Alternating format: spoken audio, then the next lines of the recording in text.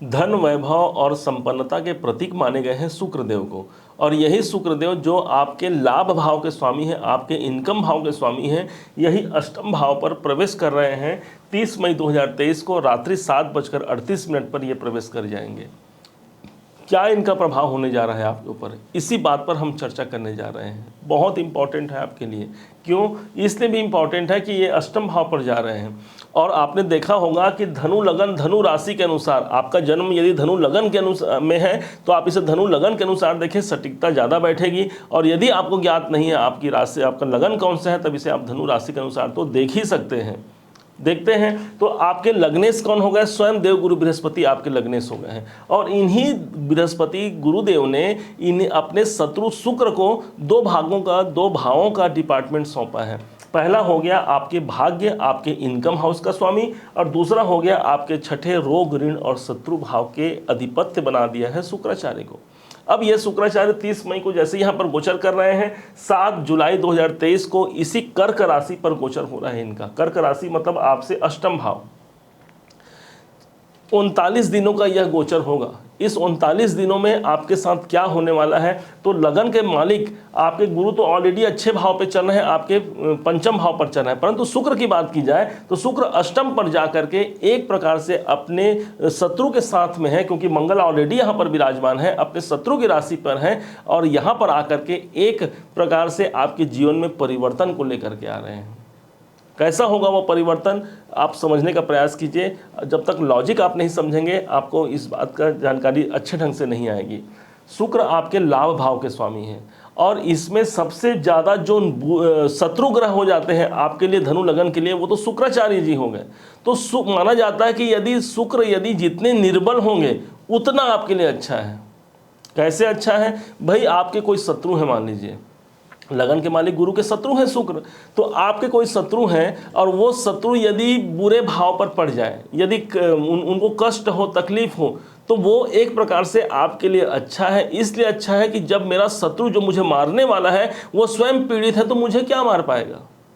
Same यही logic यहाँ पर आपको शुक्र के साथ समझना है कि वो बुरे भाव पर है, अपने शत्रु के साथ में है। मतलब आप इस समय पर आश्वस्त हो जाइए। और आश्वस्तता भी कैसी कि आपके भाग्य का यहाँ पर उदय, या भाग्य के साथ आपकी जो पराजय की स्थिति चल रही थी वहाँ पर एक अच्छा खासा अवसर देखने को मिल पाएगा, क्योंकि भाग्य से ठीक द्वादश भाव पर है, मतलब भाग्य से दूर चले गए हैं। और यदि शत्रु दूर चले जाए तो भाग्य उन्नति के लिए से अच्छा मानेंगे कि नहीं मानेंगे, आप स्वतः विचार कीजिए। अब ये आपके लाभ भाव के स्वामी हैं, आपके इनकम भाव के स्वामी हैं। आपके जीवन में जितने गेन्स हैं, जो भी आप प्राप्त करना चाहते हैं, जो भी आपकी इच्छाएं हैं, उन सब भाव के स्वामी यहाँ पर शुक्रदेव बने हुए हैं। मतलब जब ये निर्बल हुए हैं आपके लिए अच्छा समय है अपनी इच्छाओं को पूर्ति करने का। इस समय पर देखिएगा कोई इच्छाएं जो आपकी दमन हो रही थी, रुक गई थी, उन सब में आपको वृद्धि देखने को मिलने का यहाँ पर अच्छा खासा अवसर मिलता है। यही वो भाव है जो प्रॉफिट का भाव है, इसलिए धन प्रॉफिट के हिसाब से भी अच्छा है। कोई भी किसी भी प्रकार से आपकी इच्छाएं यदि रह गई हैं वो पूरी होने की संभावना इन 39 दिनों में आपको मिल सकती है। अब समझिएगा अगले पॉइंट को। शुक्र जहां बैठे हैं उस भाव से किस भाव को देख रहे हैं भाई? तो शुक्र जहां बैठे हैं वहां से 7वीं दृष्टि, 1 2 3 4 5 6 7 7वीं दृष्टि दे रहे हैं आपके पैसों के भाव पर, धन के भाव पर दृष्टि दे रहे हैं। वो भी दृष्टि भी कैसी?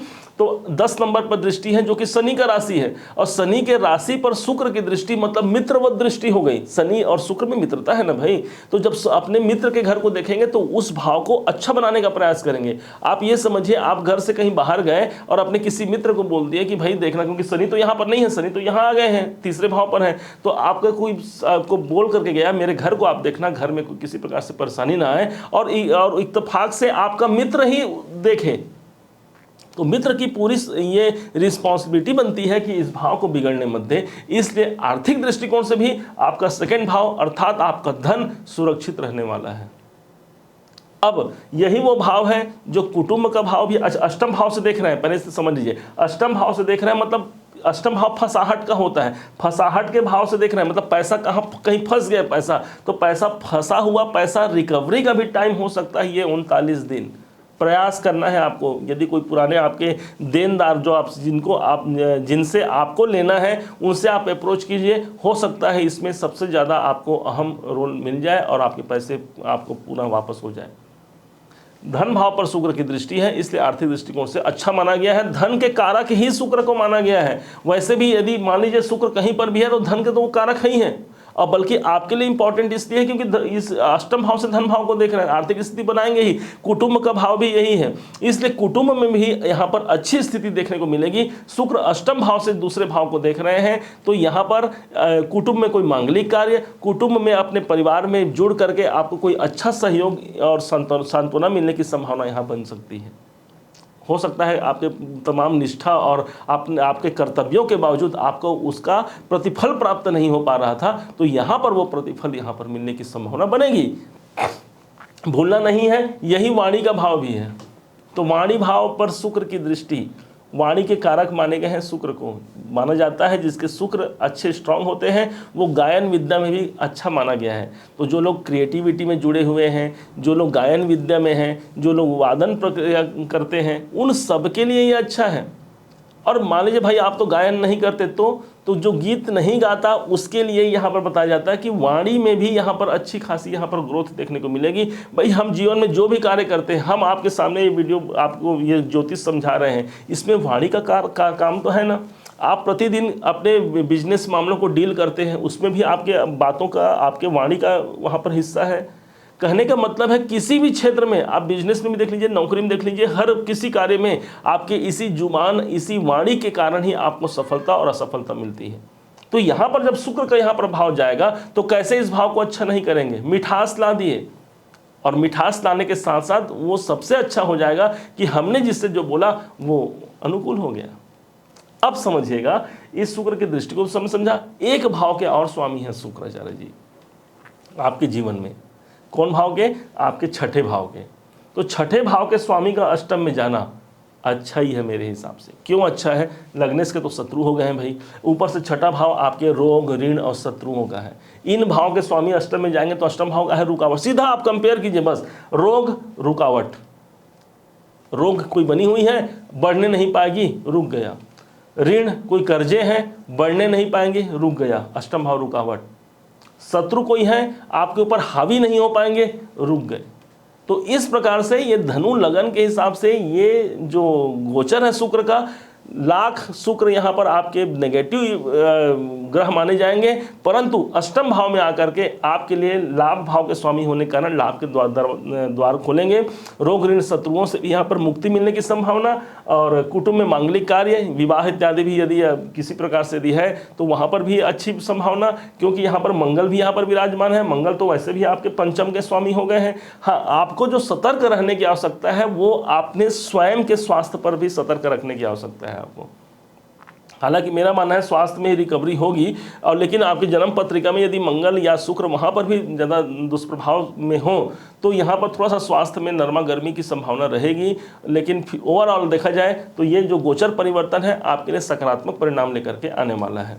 उम्मीद है आप ये समझ पाए होंगे। अब हम लोग बात करते हैं उन उपायों की जिन उपाय को आप करके अपने जीवन को ज़्यादा बेहतर बना सकते हैं, इस शुक्र के नकारात्मक प्रभाव को रोक सकते हैं। उपाय कैसा? उपाय है, सबसे अच्छा उपाय है ये गुलाब जल।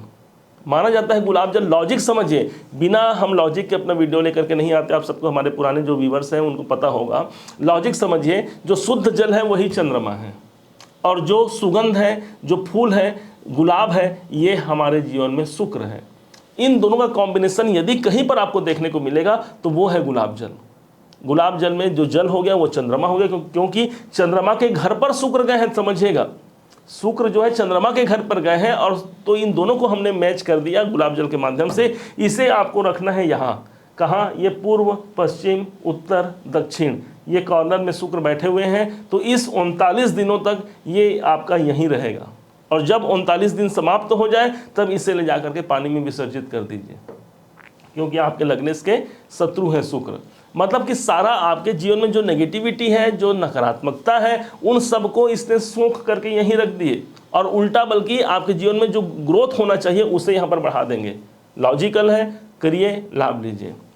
अगले उपाय के रूप में आपकी धर्म पत्नी जो घर में है आपके, वो आपके सबसे बड़े शुक्र हैं। यदि उन्हें प्रसन्न रख लिया जाए तो शुक्र ऑटोमेटिक प्रसन्न हो जाता है। जितनी महिलाएं हैं सभी शुक्र को रिप्रेजेंट करती हैं, इसलिए उनसे संबंध अच्छे रहें, उनसे मधुरता रहे, कोई अपशब्द मुख से उनके लिए न निकालें। यदि यहाँ पर यदि प्रभाव पड़ता है तो यहाँ पर आप मानिए कि आपने शुक्र को दूषित कर लिया है। इसीलिए जिस घर में पति पत्नी के मध्य सामंजस्य अच्छा से बैठता है उस घर में आर्थिक संपन्नता भी बना होता है। तो यहाँ पर अपनी स्त्री जो पत्नी है, यदि आप महिला हैं तो अपने पुरुष से भी, अपने पति से भी अच्छे संबंध रखिए, देखिएगा ग्रोथ कैसे आपके जीवन पर आकर्षित होगा। अगला जो उपाय है वह है स्वच्छता का उपाय। माना जाता है राहु स्वच्छता में निवास नहीं करते, इन्हें गंदगी पसंद है। शनि को प्रसन्न करना है, अंधेरा स्थान शनि को पसंद है। 4th क्लास एम्प्लॉय जो हैं वो शनि को पसंद है। लेकिन यदि आपको शुक्र को प्रसन्न रखना है, आपको साफ सफाई पर विशेष ध्यान देना होगा। तो अपने घर को क्लीन रखिए, अपने घर की साफ सफाई पर ध्यान दीजिए और अपने वर्क प्लेस पर ध्यान दीजिए। इसमें यदि आपने साफ सफाई युक्त उस वातावरण को रख लिया, सुगंध से वातावरण आपका वो इन्वायरमेंट हो गया, तो मतलब कि आपने शुक्र को अट्रैक्ट कर लिया। और शुक्र आकर्षित होते हैं तब ही माता लक्ष्मी आकर्षित होती है। सीधा सीधा धन का प्रतीक शुक्र को माना गया है और शुक्र के प्रतीक माता लक्ष्मी को। इसीलिए किसी का शुक्र भी यदि निर्बल हो जाता है तो उसे श्री सूक्त के पाठ करने के लिए आचार्यगण उन्हें बोलते हैं। उम्मीद है कि आपने इसे समझा होगा, जाना होगा। यदि आपने इसे समझा है, जाना है, मेरे समझाने का प्रयास यदि आपको सार्थक लगा हो तो हर बार की भांति इस बार भी अपना लाइक जरूर कीजिएगा, अपना कमेंट करके बताइएगा कि आपको कैसा लगा, क्योंकि आपके एक लाइक और कमेंट से हमें बहुत मोटिवेशन मिलता है भविष्य में और वीडियो लाने के लिए। और हाँ, यदि अभी तक आपने चैनल को सब्सक्राइब नहीं किया है तो सब्सक्राइब भी कीजिएगा। पुनः एक बार फिर आप सभी का दिवस मंगलमय हो। इन्हीं शुभकामनाओं के साथ जय शुक्रदेव।